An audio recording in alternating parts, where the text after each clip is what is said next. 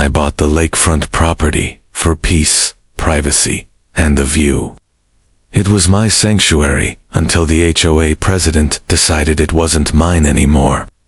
She claimed the lakefront was community property and gifted it to her broke relatives, who showed up with lawn chairs and coolers like they owned the place. I tried reasoning with her. I showed her the deed. She laughed. "You can't fence off nature?" she said.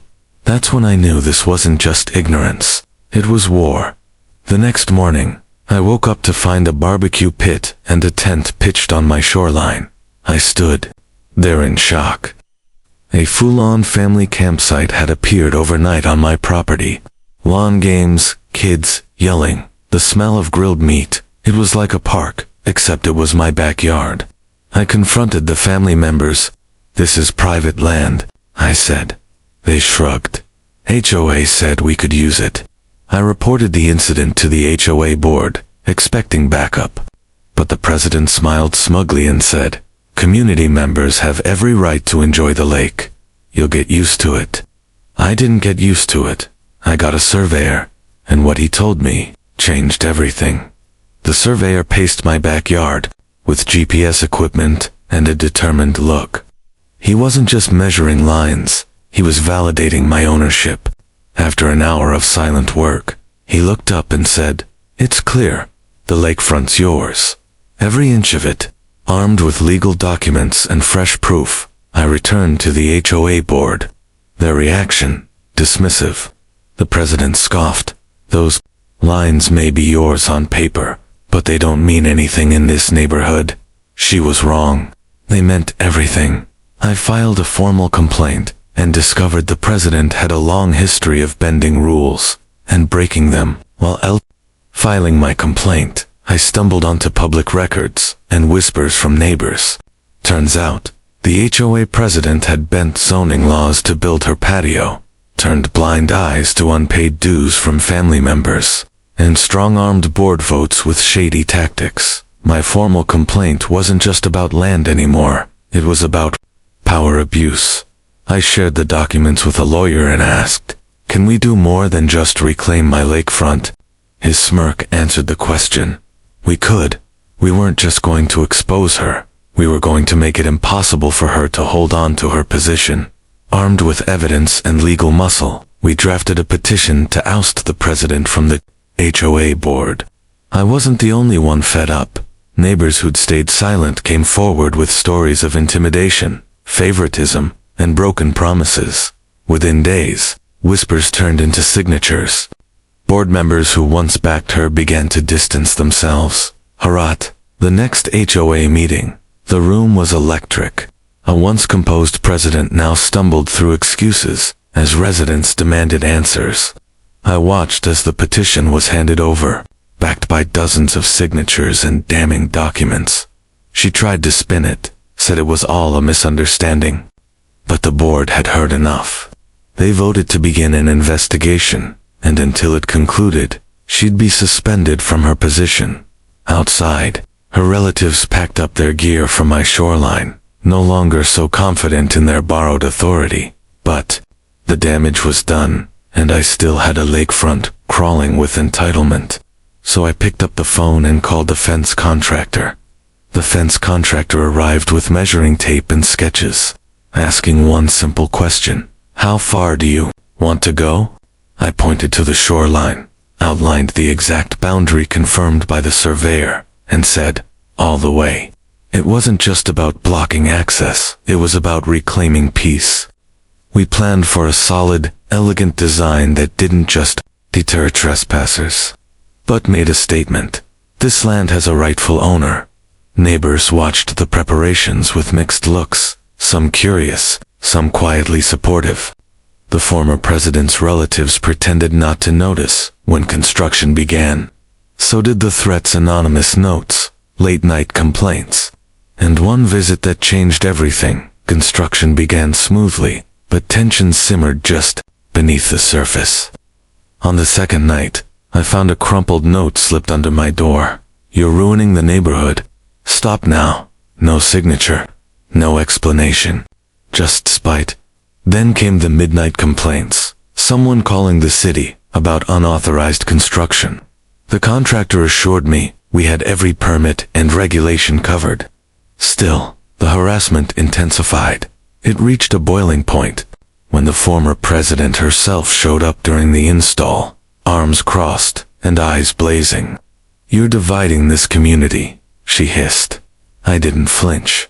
"No, I'm reclaiming mine." She threatened legal action. I welcomed it and prepared for a courtroom showdown that would expose everything. She threatened to sue for damaging the communal aesthetic. I almost laughed until the notice arrived, a formal letter from her lawyer, demanding I halt construction or face civil charges. My own attorney responded with a blistering reply, documented ownership, HOA violations, and witness statements. We weren't backing down. Instead, we filed a counterclaim, not just to protect my land, but to expose the abuse of power she wielded behind closed doors. The court date was set. She'd taken this too far, and soon, everyone would see exactly how far. As the courtroom drama loomed, I discovered a hidden clause in the HOA charter, and it turned the tide. Buried deep in the HOA charter was a rarely invoked clause. Any board member found guilty of misusing power or misleading the community could be permanently banned from future leadership, and their past decisions reviewed for reversal. My lawyer highlighted the clause, and it changed everything. The board couldn't ignore it. Suddenly, her allies scrambled to protect themselves, distancing from every choice she'd made, including the gift of my lakefront. Her legal threats began to crumble. Her influence dissolved, and all roads pointed to one outcome: accountability. The court date arrived, and the showdown between truth and arrogance was about to unfold. The courtroom was packed. Residents, reporters, and even distant board members came to witness the showdown. She arrived, polished, but nervous. I brought everything: survey documents, HOA records, complaints, signatures, and the buried clause. Her lawyer tried spinning the situation, painting her as misunderstood. Mine countered with facts. Cold, indisputable facts. When the judge reviewed the HOA charter clause and saw the evidence, his face hardened. "This board failed to protect its members," he said, "and certain actions were beyond unacceptable." The verdict shook the HOA, and when it came time to enforce consequences, the lakefront wasn't the only thing I got back. The judge didn't just rule in my favor. He ordered a full audit of the HOA's previous decisions. My lakefront rights were officially restored, and the fence project cleared of any restrictions. But the ripple effect was bigger than I imagined. The former president was barred from serving in any HOA role, permanently. Her relatives, once camping on my shoreline, quietly disappeared from the neighborhood scene. Residents who'd once ignored the drama now praised the outcome, relieved someone had stood up. It wasn't just a win for me. It was a message. You can't rewrite property lines with arrogance. With peace finally returning to my backyard, I hosted a cookout, and guess who showed up uninvited? To celebrate reclaiming my lakefront, I threw a small cookout. Close friends, supportive neighbors, a quiet night under string lights and laughter. The fence stood tall behind us, a symbol of the battle we'd won.